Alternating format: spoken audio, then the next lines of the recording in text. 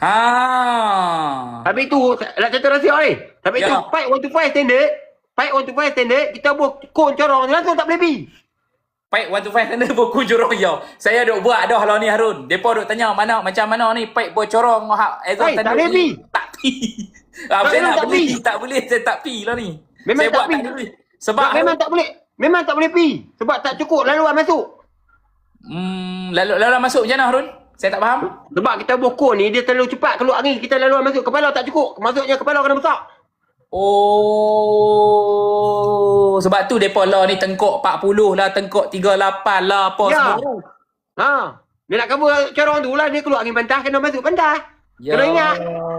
Ha. Ataupun pendek boleh. Pendek boleh. Ataupun pendek. Ha, dia tu lah. Tapi pendek orang tak mau pula. Betul saya faham. Dah. Teori itu lebih kurang teori blok ya. Orang boleh tahu lah, sambung lah. Okey, faham. Orang tengok Azir, orang boleh tahu lah boleh pi tak boleh pi. Ya, faham. Bernampak daripada mata tu boleh tahu lah ni motor dia jaga bahaya. Ya. Memang power tu. Kira Tapi- tu macam Tapi tu. kepala Azir yang paling bahaya lagi tak keluar lagi. Maksud tak keluar macam mana Harun? Tak ada lagi lah orang buat kepala Azir yang paling bahaya kali, power kali. Orang baru dia tengok tak ada orang buat lagi lah. Tapi lang kau buat seakan-akan dah. Dekat-dekat. Tu dia geng. Nampak ni. Seakan-akan. Dalam malam kau buat apa convert dengan Harun mati korang. Mati. Hampa dengar Sebab Harun pakai pipe baru belajar di buku. okey. Masuk keluar sensor Harun ada di buku, payah bagi kat orang. Payah pinjam bagi kat orang. Allah. Dia pun duk cari-cari blok belajar di situ juga. Oh. Buku apa? Apa Harun dulu yang boleh dapat Buku modified ni lah tu seru. Tu seruk atas Itu tekno. Tekno no. Masa tu Harun bagi buat balik di KL. Tipu bagi putus tek.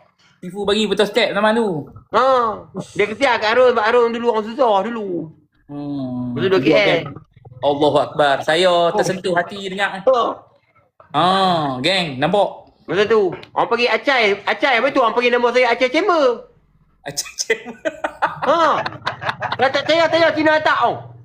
Cina atak tu sebenarnya. Cina Atak tu orang buat mutu zaman Albert tu. Oh. Yang buat mutu kat Yah tau. KAX mau beli tu. Oh, Albert duk Ipoh. Ha. Cina tu kan?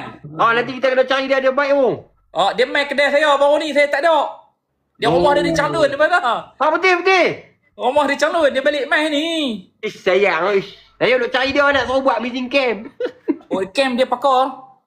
Sebab saya ada ibu camp yang paling power di dunia. Saya tak boleh keluar saja. Okey, Sat Harun, saya nak contoh.